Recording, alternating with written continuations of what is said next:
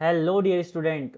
सो हमारी Indian polity की series में आपका दोबारा से स्वागत है। अगर आप इस सीरीज को कंटिन्यू देख रहे होंगे तो अभी तक हमने पार्ट 3 तक कंप्लीट कर लिया है। प्रीएम्बल के बारे में हमने जितने भी फैक्चुअल इन्फॉर्मेशन थी, चाहे वो हिस्टोरिकल बैकग्राउंड हो, चाहे हमने ये पता करना हो कि प्रीएम्बल हमें क्या सिखाता है, प्रीएम्बल से हमें क्या क्या इन्फॉर्मेशन मिलती है, क्या क्या जानकारियाँ हम प्रीएम्बल से ले सकते हैं, वो सब हमने कल देख लिया था।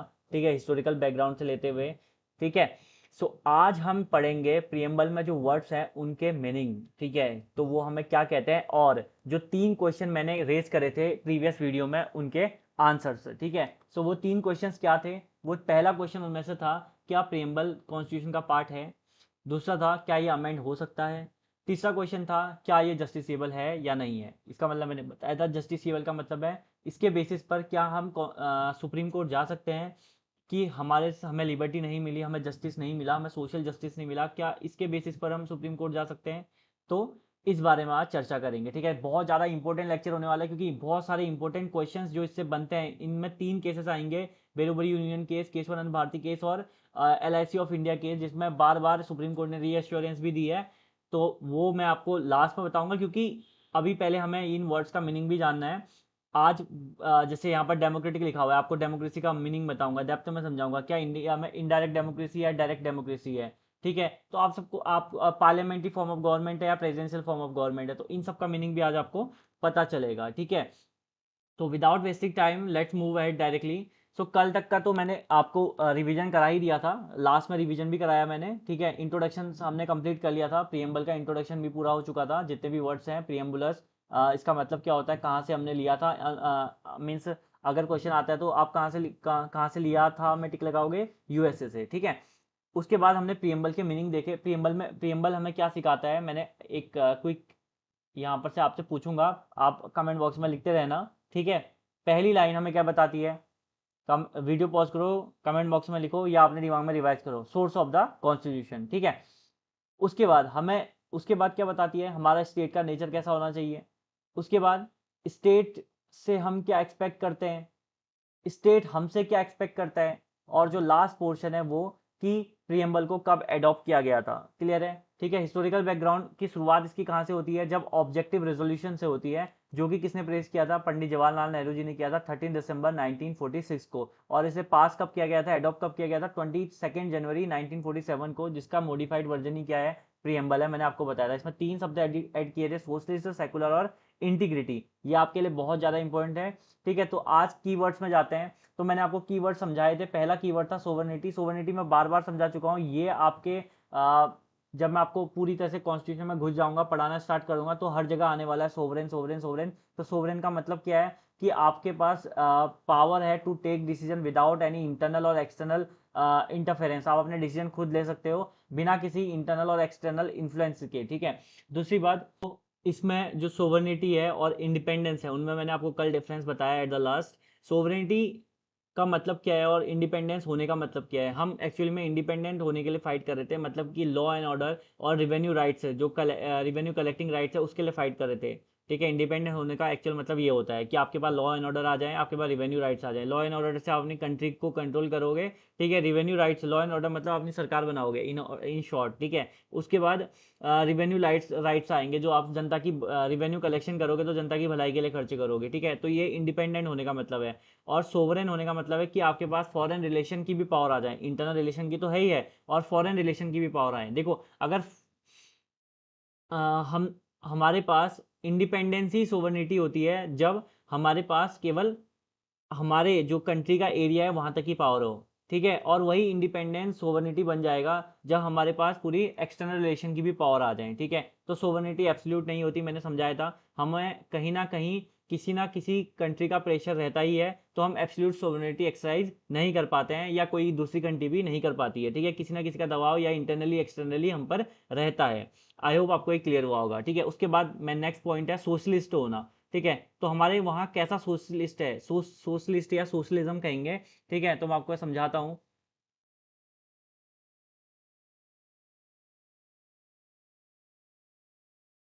सोशलिज्म, हम सोशलिज्म या सोशलिस्ट स्टेट है कैसे, हमारे कंट्री में जो सोशलिज्म है वो है डेमोक्रेटिक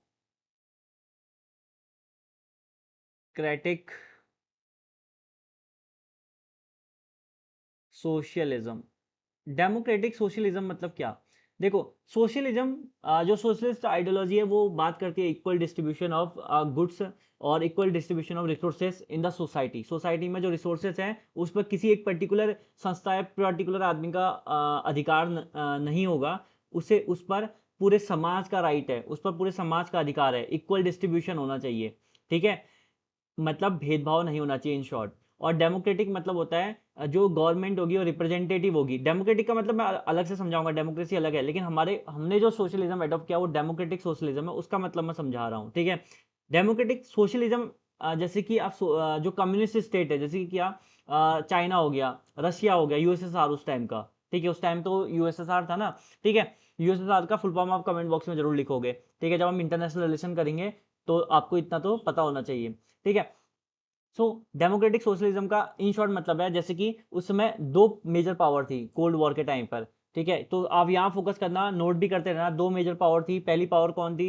यूएसए, दूसरी पावर थी यूएसएसआर। ठीक है, कुछ लोग यूएसए के साथ अलाइन होने लग गए थे, कुछ लोग यूएसएसआर के साथ। हम किसी के साथ अलाइन नहीं हुए। पंडित जवाहरलाल नेहरू जी के नेतृत्व में हमने और अदर कंट्रीज ने। ठीक है, अब वो अदर कंट्रीज कौन कौन सी थी? ठीक है, इंडोनेशिया थी, ठीक है, इजिप्ट थी, और अदर स्टेट्स थे जिन्होंने मिलकर नैम बनाया, नॉन अलाइनमेंट मूवमेंट का गठन किया। ठीक है, तो उसमें पहले बांडुंग कॉन्फ्रेंस होती है 1956 में, फिर बेलग्रेड कॉन्फ्रेंस होती है 1961 में। 1961 में नैम कंप्लीटली उसकी पहली ऑफिशियल मीटिंग होती है। तो ये सब चीज़ें हम पढ़ेंगे डेफिनेटली। बट हम हमारा मतलब जो हमारा इनिशिएटिव था, जो हमारी कंट्री का इनिशिएटिव था उस टाइम पे, वो किसी के साथ अलाइन होना नहीं था। ठीक है, हम बीच का रास्ता चुन रहे थे। जैसे कि क्या उसमें जो रशिया था ये कम्युनिज्म को फॉलो कर रहा था, कम्युनिस्ट आईडी सोशलिस्ट स्टेट थे। ठीक है, उसके बाद जो यूएसए था वो कैपिटलिस्ट था। कैपिटलिस्ट में क्या होता है? प्राइवेट ओनरशिप होती है। ठीक है, प्राइवेट ओनरशिप को ज़्यादा बढ़ावा दिया जाता है। ठीक है, लेकिन कम्युनिस्ट और जो सोशलिस्ट स्टेट होते हैं उनमें मैक्सिमम सब चीज़ में स्टेट का कंट्रोल होता है। जितनी भी प्रॉपर्टी होगी उसमें किसी इंडिविजुअल का कंट्रोल ना होगी, स्टेट सारी प्रॉपर्टी होल्ड करता है। ठीक है, तो हमने बीच का रास्ता अपनाया, ना हम यूएसएसआर की तरफ गए, ना हमने केवल सारा कंट्रोल स्टेट के हाथ में दिया, ना यूएसए की तरफ, ना हमने प्राइवेट ओनरशिप को ज़्यादा बढ़ावा दिया। हमने क्या करा? दोनों को साथ में लेते हुए चले, मिक्स्ड इकोनॉमी लेते हुए चले। मिक्स्ड इकोनॉमी, डेमोक्रेटिक सोशलिज्म का मतलब ही मिक्स्ड इकोनॉमी है। लिख लेना आप इसे कहीं पे, डेमोक्रेटिक सोशलिज्म का मतलब ही मिक्स्ड इकोनॉमी है। मतलब हम दोनों को साथ में लेते हुए चले, मतलब कि पब्लिक सेक्टर और प्राइवेट सेक्टर दोनों को साथ में लेते हुए चले। ठीक है, ना हमने प्राइवेट ओनरशिप को ज़्यादा बढ़ोतरी दी, ना हमने स्टेट का पूरा कंट्रोल को ज़्यादा बढ़ोतरी दी। हम दोनों को साथ में लेते हुए चले, हम मिक्स्ड इकोनॉमी को साथ में लेते हुए चले। ऐसा क्यों? क्योंकि उस टाइम पर इंडिया में बहुत ज़्यादा पॉवर्टी थी, और जो लिटरेसी रेट था वो बहुत ज़्यादा कम था। ठीक है, बहुत से लोग इलिटरेट थे। इलिटरेट मतलब पढ़ना लिखना नहीं जानते थे, इस सेंस की बात कर रहा हूँ। ठीक है, पर ज़्यादा पढ़े लिखे नहीं थे हमारी कंट्री में, तो उनको साथ में लेते हुए चलना, उस ग्राउंड से साथ में लेते हुए चलना। ठीक है, तो उसके लिए हमने क्या करा? ऐसा एक सिचुएशन ये हो सकती है, अभी मैं इस पॉइंट पर आ रहा हूँ। एक सिचुएशन ये हो सकती है, देखो उस टाइम का जो सिनेरियो था वो पूरा अलग था। उसमें लिटरेसी रेट बहुत कम था। ठीक है, पॉवर्टी चरम लेवल पे थी, एक्सट्रीम लेवल पे थी। ठीक है, सो इस चीज को लेते हुए पूरे देश को साथ में लेते हुए चलना, क्योंकि अगर ऐसी सिचुएशन आती, कुछ लोग ज्यादा अमीर हो जाते और कुछ लोग जो गरीब थे वो तो गरीब रहते, लेकिन वो और गरीबी में चले जाते, तो सोशल इनइक्वलिटी बहुत ज्यादा बढ़ जाती। तो ऐसा तो नहीं कि हम पूरा स्टेट कंट्रोल छोड़ देते, समझ रहे हो? ठीक है, आई होप आप समझ पा रहे हो। यूएसए का, हमने यूएसए की आइडियोलॉजी में क्यों नहीं गए पूरी तरह से? अगर हम पूरा स्टेट, पूरा प्राइवेट ओनरशिप दे देते, जो उस समय के अमीर लोग थे वो सारा कंट्रोल ले लेते। ठीक है, और दूसरी बात, हमने पूरा कंट्रोल भी नहीं रखा। ठीक है, पब्लिक प्राइवेट सेक्टर को चलने दिया अपने साथ साथ, लेकिन उन पर भी निगरानी रखी, क्योंकि उनके उनके अपने, अगर इन शॉर्ट अगर उनकी अपनी डिमांड हो जाती है, अपने हाई रेट करना स्टार्ट कर देते, हर चीज़ में रेट बढ़ा देते उस टाइम के हिसाब से, तो आम पब्लिक के लिए बहुत ज़्यादा परेशानी हो जाती। समझ पा रहे हो? ठीक है, तो उस पर भी अपना स्ट्रांग होल्ड हमारी गवर्नमेंट ने रखा। लेकिन इससे क्या हुआ? इससे बहुत ज़्यादा कमी आने लगी, लाइसेंसिंग राज हो गया, हर चीज़ के लिए लाइसेंस, कंपनी खोलो उसके लिए लाइसेंस। ठीक है। तो आपको स्कूल बनाना उसके लिए बहुत सारे लाइसेंस, हॉस्पिटल खोलना उसके लिए बहुत सारे लाइसेंस हो गया, लाइसेंसिंग राज हो गया, इससे क्या होगा, करप्शन बढ़ गया था। ठीक है, तो उसके बाद एलपीजी रिफॉर्म आते हैं, लिबरलाइजेशन, प्राइवेटाइजेशन एंड ग्लोबलाइजेशन 1991 में। ठीक है, पीवी नरसिम्हा राव जी की गवर्नमेंट में जो लिबरलाइजेशन, प्राइवेटाइजेशन, ग्लोबलाइजेशन आया, ये है क्या liberalisation, privatisation, globalisation? In short मैं आपको एग्जांपल से समझाता हूँ। आप किसी मकान के मालिक हो, ठीक है, ओनर हो, तो आपने क्या करा, आपने किराएदार रखना स्टार्ट कर दिया। ठीक है, तो जो आपके पास किराएदार आएगा, उसके लिए आप क्या कंडीशन रखोगे, आपको लिबरल होना पड़ेगा। ठीक है, आपको इजी एक्सेस देना पड़ेगा, मतलब कि आपको ऐसा नहीं कि सुबह कहाँ से आ रहे हो, शाम को हर बार उससे क्वेश्चन कर रहे हो, ऐसा तो नहीं चलेगा ना। राइट, आपको लिबरल होना पड़ेगा। दूसरी बात, प्राइवेटाइजेशन का मतलब ही ये है कि आप बाहर के लोगों को आने दे रहे हो। ठीक है, बाहर के लोगों को अपनी कंट्री में आने दे रहे हो, अपने घर में आने दे रहे हो। ठीक है, ग्लोबलाइजेशन मतलब हो गया कि आप अपना बाहर भी इन्वेस्ट करा रहे हो। ठीक है, मतलब ग्लोबली अपनी मार्केट बढ़ा रहे हो, मतलब कि आपके बाहर के शहर से भी लोग आपके वहां रेंट के लिए आ रहे हैं, कुछ इस सेंस में आप समझ सकते हो। क्लियर है? ठीक है, तो आई होप आपको समझ में आया होगा। तो सोशलिस्ट हमारी कैसी अप्रोच थी, डेमोक्रेटिक सोशलिज्म था, हमने मिक्स्ड इकोनॉमी का रास्ता अपनाया, ना हम यूएसए की तरफ गए, ना हम यूएसएसआर की तरफ गए, हम दोनों को साथ में लेते हुए चले, वो दोनों आइडियोलॉजीज को। हाँ, ठीक है, तो आई होप आपको क्लियर हुआ होगा। डेमोक्रेटिक सोशलिज्म का मतलब मिक्स्ड इकोनॉमी है, बस इतना याद रखो। मिक्स्ड इकोनॉमी मतलब प्राइवेट सेक्टर, पब्लिक सेक्टर दोनों को साथ में लेते हुए चलना उस टाइम के अकॉर्डिंग। आई होप आपको क्लियर रही होगी ये बात। तो सीधे बढ़ते हैं नेक्स्ट बात पे। नेक्स्ट है सेकुलर। सेकुलर होने का मतलब, ये देखो यहाँ पॉइंट लिखे हुए हैं। ठीक है, तो ये की पॉइंट है, एग्जाम के दिन जो पढ़ के जाना है ना, ये पढ़ के जाना है। आपका यूजीसी नेट का एग्जाम है, आपका अदर एग्जाम है, तो आपको बस ये 3 पॉइंट पढ़ के ले जाना है, आपका यूजीसी नेट के एग्जाम की कोई टेंशन नहीं रहेगी। ठीक है, इतना मैं आपको श्योरिटी देता हूँ, इससे ज़्यादा कुछ नहीं पूछा जाएगा। ठीक है, बस लेकिन आपको ये चीज़ ध्यान रखनी है कि कुछ एक्स्ट्रा पॉइंट आपके दिमाग में होने चाहिए, जो मैं यहाँ से बता रहा हूँ आपको। ठीक है, वो नोट कर रखना। सब यहाँ लिख दूंगा तो पूरा घंटा ही लिखने में, टाइप करने में, इसमें चले जाता है पूरा। ठीक है, तो मैं इसको ज़्यादा प्रेफर नहीं करता हूँ, तो मैं कुछ चीज़ें यहाँ से भी बताता हूँ आपको। तो सेकुलर होने का मतलब क्या है कि स्टेट का कोई अपना ऑफिशियल रिलीजन नहीं होगा। ठीक है, लेकिन स्टेट स्टेट प्रमोट करेगा सारे रिलीजन को इक्वली, सबको एक एक नज़र से देखेगा। क्लियर है? लेकिन सेकुलर में भी, सेकुलर होने में भी दो टाइप होते हैं, एक पॉजिटिव सेकुलरिज्म होता है, एक नेगेटिव सेकुलरिज्म होता है। पॉजिटिव जैसे हमारा, ठीक है, कहने का मतलब हो गया, अगर एक रिलीजन दूसरे रिलीजन में फाइट होती है तो स्टेट इंटरफेयर करेगा, उनके बीच जो डिस्प्यूट हुआ है उसको सुधारेगा। इस तरीके का स्टेट का इंटरफेरेंस पॉजिटिव सेकुलरिज्म कहलाता है। समझ में आया? एक की लड़ाई दूसरे से हुई, एक रिलीजन दूसरे रिलीजन से लड़ा, तो स्टेट उनके बीच के डिस्प्यूट को अगर रिजॉल्व करवा रहा है, ठीक है, किसी भी तरीके से इंटरफेयर करा रहा है, इंटरफेयर करके उनके डिस्प्यूट को रिजॉल्व करा रहा है, तो इस तरीके का जो डिस्प्यूट होता है वो इस तरीके का जो इंटरफेरेंस होता है उसे क्या बोलते हैं, पॉजिटिव सेकुलरिज्म बोलते हैं। क्लियर है? लेकिन अगर किसी भी एक रिलीजन दूसरे रिलीजन से डिस्प्यूट कर रहा है, स्टेट को कोई मतलब नहीं है, स्टेट अपना इंटरफेयर नहीं कर रहा है, क्लियर है, उनके डिस्प्यूट को रिजॉल्व नहीं करा रहा है, ठीक है, तो ऐसे ऐसे सेकुलरिज्म को बोलते हैं नेगेटिव सेकुलरिज्म, जैसे फ्रांस इसका एग्जांपल है। आई होप आपको क्लियर हुआ होगा। उसके बाद आता है डेमोक्रेटिक या डेमोक्रेसी। सो डेमोक्रेसी से स्टार्ट करते हैं, ये थोड़ा लंबा रहने वाला है क्योंकि इसमें बहुत सारी चीज़ें जो मुझे आपको बतानी है, टाइप्स ऑफ डेमोक्रेसी, एवरीथिंग। तो देखो, let me connect my pen.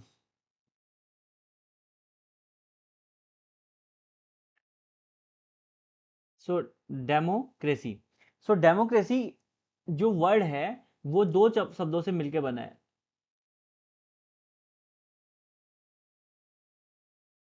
Deimos and क्रेसिया, DEMOS लिखा है मैंने, ये याद रखना इस बात को, DEMOS। तो डिमोस का मतलब क्या होता है, क्रेसिया का मतलब क्या होता है? डिमोस मतलब होता है पीपल, लोग, और क्रेसिया का मतलब होता है रूल, लोगों का शासन। ठीक है, rule of the people. Abraham Lincoln ji की आपने डेफिनेशन तो सुनी होगी। उनकी जो डेफिनेशन है, democracy is defined as the government of people, by the people, for the people. ठीक है, सो उनकी ये जो फेमस डेफिनेशन है, बचपन से आप सब सुनते आ रहे होंगे। ठीक है, डेमोक्रेसी इन शॉर्ट लोगों का शासन है। ठीक है, जो टाइप्स ऑफ डेमोक्रेसी होती है वो दो तरीके की होती है, एक होती है डायरेक्ट डेमोक्रेसी, एक होती है इनडायरेक्ट डेमोक्रेसी। सो जो डायरेक्ट डेमोक्रेसी होती है और जो इनडायरेक्ट डेमोक्रेसी होती है, पहले तो मैं समझा दूं ये होती क्या है। जैसे कि क्या, इंडिया का आप एग्जांपल ले सकते हो। इंडिया में इनडायरेक्ट डेमोक्रेसी का एक और एग्जांपल है, जो रूल बनाते हैं एक्चुअल में हम बनाते हैं कि हमारे द्वारा चुने गए रिप्रेजेंटेटिव हमारे रूल बनाते हैं, हम एक्चुअल में रूल नहीं बना रहे होते हैं, हमारा पार्टिसिपेशन इतना ही है कि हम उन्हें चुनते हैं। जब रूल बन रहा होता है, लॉ पास होता है तो हमारा कोई पार्टिसिपेशन उस चीज़ में नहीं होता है, हमसे नहीं पूछा जाता है कि ये लॉ पास करें या नहीं करें। गवर्नमेंट हमारे द्वारा चुने गए रिप्रेजेंटेटिव ये चुनते हैं कि कौन सा लॉ पास होना चाहिए, कौन सा लॉ पास नहीं होना चाहिए। ये है इनडायरेक्ट डेमोक्रेसी। डायरेक्ट डेमोक्रेसी में क्या होता है, जनता से एक्चुअली में पूछा जाता है कि कौन सा लॉ पास होगा, कोई इंपॉर्टेंट डिसीजन है तो जनता से उनका मत लिया जाता है। अब देखो हमारी जैसी बड़ी कंट्री में डायरेक्ट डेमोक्रेसी पॉसिबल नहीं कि हर लोगों से पूछे, हर स्टेट से उनका मत ले, हर स्टेट के लोगों से, क्योंकि बहुत ज़्यादा डाइवर्सिटी है ना, कहाँ कहाँ आप जाओगे, कहाँ कहाँ आप पूछोगे, सबके अलग अलग मत है, सबके अलग अलग पॉलिटिकल व्यूज़ है। ऐसी डाइवर्स सिचुएशन में आप एक पर्टिकुलर वे में नहीं चल सकते हो, तो ऑब्वियसली हमें किस पाथ पे जाना चाहिए था, इनडायरेक्ट डेमोक्रेसी के पाथ पे जाना चाहिए था, जहां हमारे द्वारा चुने गए रिप्रेजेंटेटिव एक साथ मिलकर क्या लें, डिसीजन लें। अब इनडायरेक्ट का एग्जांपल तो हमारी कंट्री होएगी, ठीक है। डायरेक्ट का एग्जांपल है स्विट्जरलैंड, ठीक है। क्यों? क्योंकि वो छोटा स्टेट है, ठीक है, छोटा स्टेट है तो कम लोग हैं, मतलब पॉपुलेशन तो है ही लेकिन मतलब छोटा है, ज्योग्राफिकली भी छोटा है, तो छोटा स्टेट छोटी कंट्री होने के कारण क्या होता है और उनकी जो आइडियोलॉजी होगी अपनी कंट्री के प्रति लगभग लगभग सेम होगी, ठीक है। कल्चरली वो एक दूसरे के लगभग लगभग सिमिलर होंगे, ठीक है। हमारे तो बहुत ज़्यादा डाइवर्स कल्चर है, ठीक है, सबके पॉलिटिकल व्यूज डिफरेंट है, ठीक है। सो डायरेक्ट डेमोक्रेसी में क्या होता है, लोगों का पार्टिसिपेशन होता है लॉ मेकिंग के लिए, लोग एक्चुअली में वोट करते हैं। अगर कोई सीए मतलब हमें कोई लॉ पास करवाना हो, ठीक है, जैसे फार्म बिल आए, ठीक है, अलग कोई बिल आ गया, ठीक है, ट्रिपल तलाक वाला मामला हो गया, ठीक है, इन सब पर जनता से पूछा जाएगा, वो अपना मत देंगे, वो अपने व्यूज देंगे। अगर लोग चाह रहे हैं कि ट्रिपल तलाक बंद होना चाहिए तो वो बंद होगा, अगर लोग चाह रहे हैं ट्रिपल तलाक कंटिन्यू रहे तो कंटिन्यू रहेगा, लोगों से पूछा जाएगा, गवर्नमेंट लोगों से पूछेगी। आई होप आपको क्लियर होगा। सिंप इन शॉर्ट मैं आपको एक बार खाली रिवीजन करा दूं छोटे छोटे की पॉइंट्स के टर्म में। इनडायरेक्ट डेमोक्रेसी का मतलब है लोगों का पार्टिसिपेशन एक्चुअली में नहीं होगा, लोगों के रिप्रेजेंटेटिव उनके लिए लॉ बनाएंगे, हमारे द्वारा चुने गए रिप्रेजेंटेटिव हमारे लॉ बनाएंगे, that is indirect democracy. Direct democracy में क्या होगा, एक्चुअली में हमारा पार्टिसिपेशन होगा लॉ मेकिंग पर, जनता वोट करेगी अपने लिए, ठीक है, कि हमें ये लॉ हमारी कंट्री में होना चाहिए, हम इसके लिए वोट कर रहे हैं, समथिंग लाइक, ठीक है। सो डायरेक्ट डेमोक्रेसी को कंडक्ट करने के मतलब डायरेक्ट डेमोक्रेसी को एक्सरसाइज करने के तरीके होते हैं, उसमें से पहला है आपका रेफरेंडम,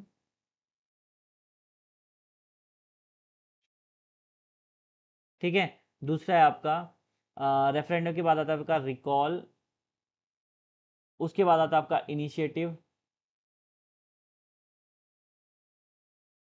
और लास्ट में आता है आपका प्लेबिसाइट, ठीक है।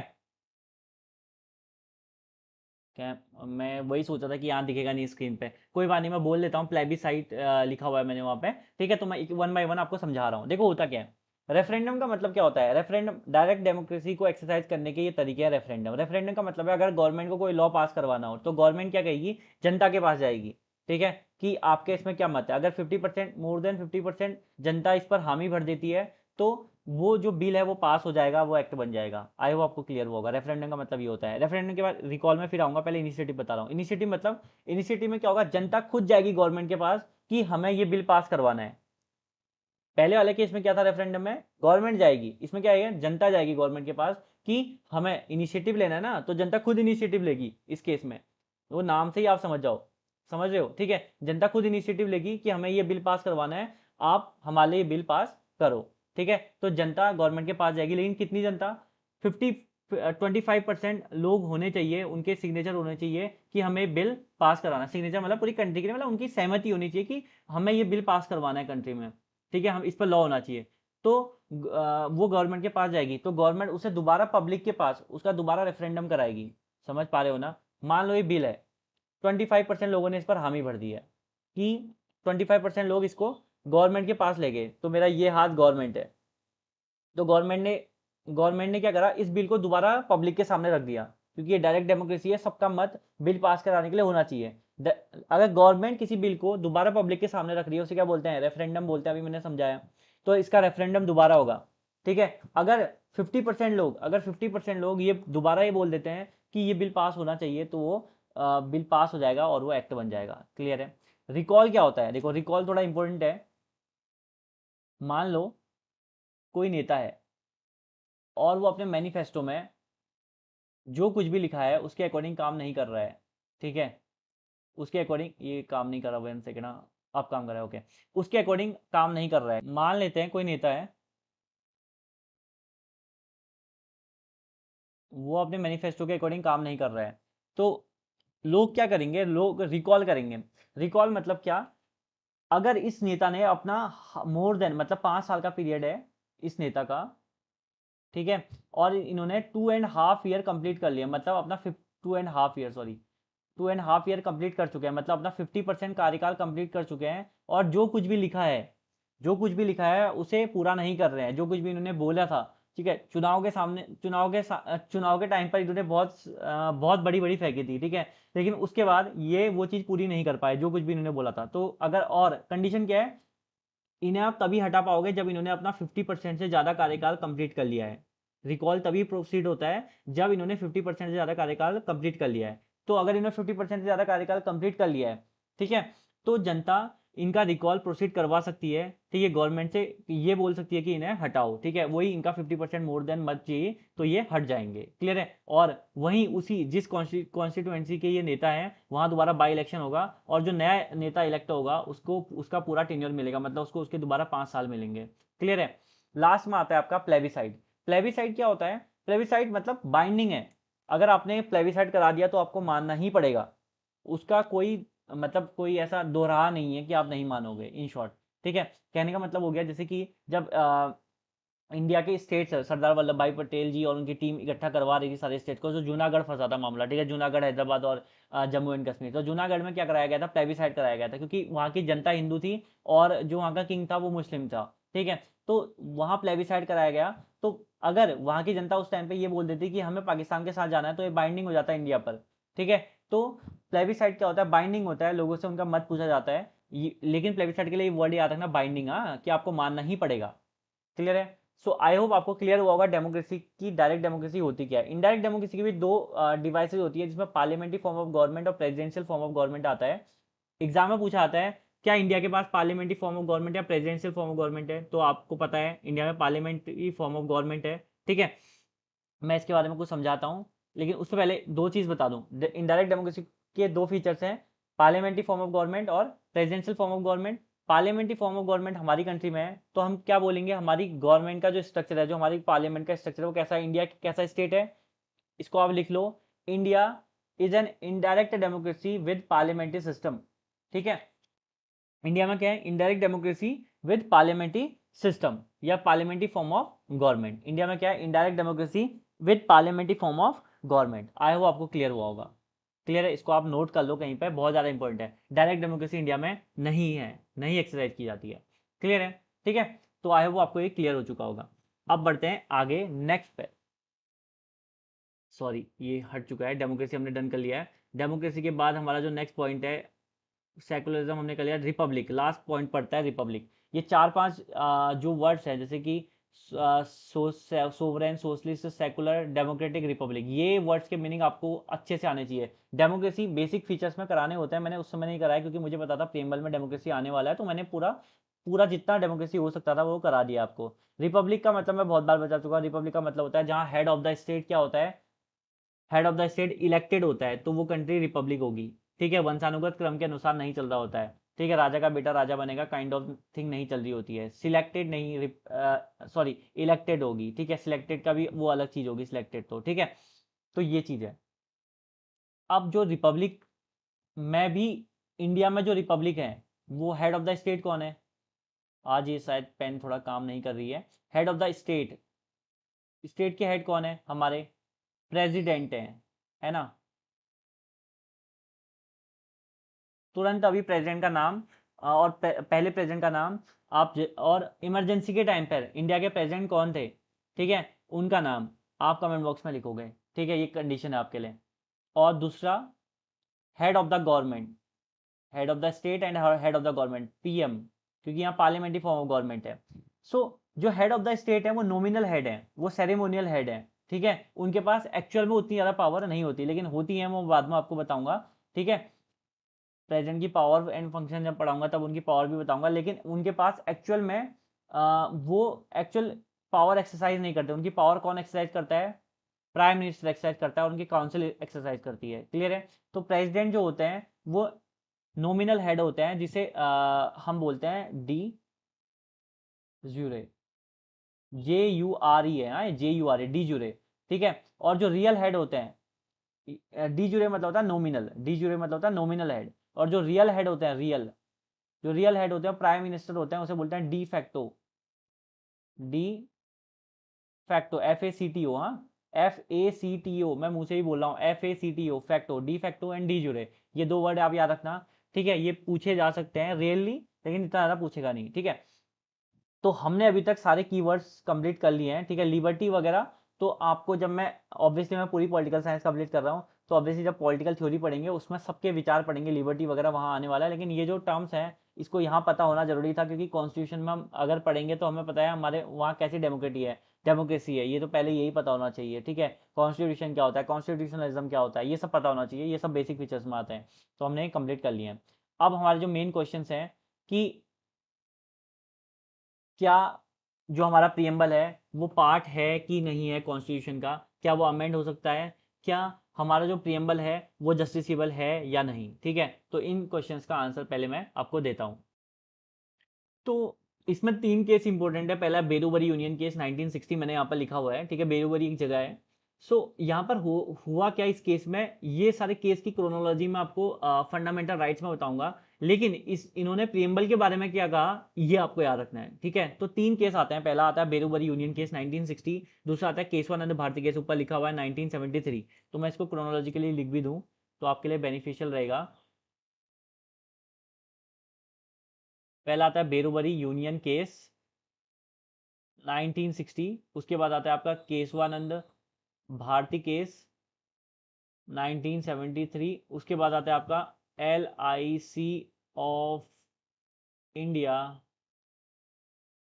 केस 1995। तो पहला केस है Berubari union case 1960। Berubari union case में 1960 में सुप्रीम कोर्ट बोलती है, क्रोनोलॉजिकली पूछ सकते हैं इनके बारे में डिटेल, तो फंडामेंटल राइट में करना है, मैं आपको एश्योरेंस दे रहा हूँ, वहां तो इसे मैं पूरा कराऊंगा ही, उसकी आप चिंता ना करें। बट प्रियम्बल के रिस्पेक्ट में आप इतना ध्यान रखें कौन सा केस में प्रियम्बल के बारे में क्या बोला गया था। पहले वाले केस में बेरूबरी यूनियन केस जो मैंने यहाँ पर लिखा है उसमें बोला गया था प्रियम्बल इंपॉर्टेंट है लेकिन it is not a part of constitution. Exam में आया है, ये क्वेश्चन आया हुआ है कि किस केस के अंडर में सुप्रीम कोर्ट ने ये बोला था कि प्रियम्बल कॉन्स्टिट्यूशन का पार्ट नहीं है।